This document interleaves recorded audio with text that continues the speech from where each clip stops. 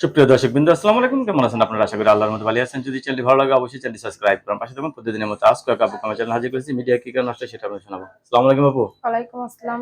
আপু ভালো আছেন? এই তো আলহামদুলিল্লাহ। আপনি ভালো আছেন? ইনশাআল্লাহ ভালো আছি। আপু কি বিয়ে শাদী হয়েছিল আগে? জি, হয়েছিল। স্বামী নিয়ে থাকেন না থাকেন না? না ভাই, স্বামী নেশাপানি করে মারধর করে, ওরকম মানুষের সংসার করা যায়?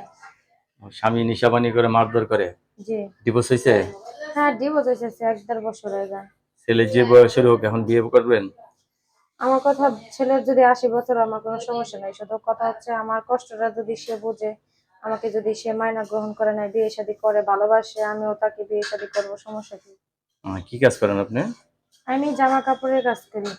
আহ, সেলাই কাজ? জি। সেলাই মেশিন আছে? হ্যাঁ ছিল, এখন বর্তমান 3-4 দিন ধরে মেশিন নষ্ট হয়ে গেছে, এই কারণে বাড়িতে বসে। কত টাকা লাগবে সেলাই মেশিনটা ঠিক করতে? লাগবে 4-5 হাজার টাকা লাগবে। ওইটা কি আর আমাদের সম্ভব? এখন মিডিয়ার সামনে আসছি, ভালো একজন মানুষ যদি পাই, আমার সাথে সম্পর্ক করলো, বিয়ে শাদী করলো, ভালো লাগলে কিছু সহায়তা করলো, এটাই।